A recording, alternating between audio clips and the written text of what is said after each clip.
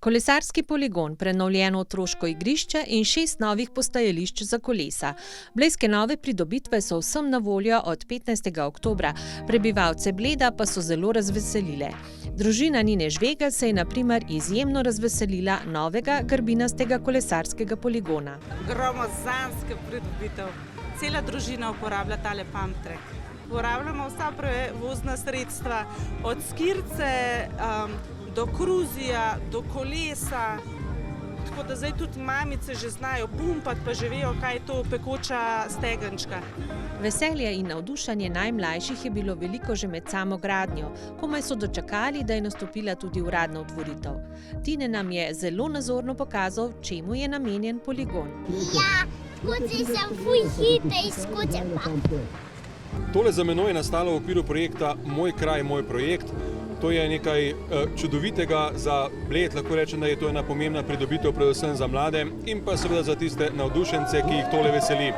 Lahko rečem, da bo tale kolesarski poligon živel na eni strani zato, ker imamo veliko mladine in otrok, ki se želijo tole aktivirati, po drugi strani pa veliko turistov, ki so tudi že povpraševali po kakšni taki stezi, no evo, zdaj jo pa imamo.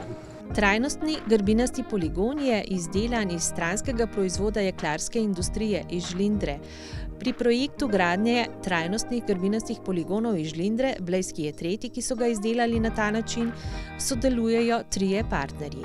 Olimpijski komitej Slovenije, Zveza športnih zvez, skupina SI, Slovenska industrija jekla in Plana Park kot graditelj grbinastih poligonov.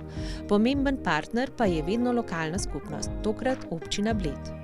V projekt Medgeneracijski živžav, ki so ga v občini izvedli v sodelovanju z BSC regionalno razvojno agencijo Gorenjske, sodi tudi 6 postajališč za kolesa. Urejena so na severnem delu športnega parka, ob pešpoti na Osojnico oziroma Ojstrico, na Mlinem, pri Grajskem kopališču, na Bohinjski Beli in na Rečici. V sklopu projekta je občina Bled kupila tudi 2 električni kolesi. Celoten projekt je vreden 37 000 evrov, 28 000 evrov je bilo pridobljenih strani Evropskega kmetijskega sklada za razvoj podeželja. Na Bledu je kolesarstvo vedno bolj in tako kot posod po svetu in prav je tako, kajti gremo se nekako trajnostni turizem.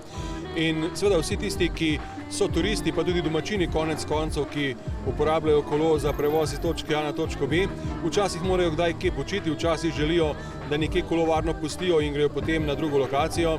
In zaradi tega smo postavili 6 kolesarskih postajališč in na različnih lokacijah izven centra Bleda, tudi tule ob blejski severni razbremenilni cesti, in lahko povem, da bomo s tem tudi nadaljevali kasneje v centru. Pravi kolesarski praznik, na katerem ni manjkalo niti druge dobre zabave za vse navzoče.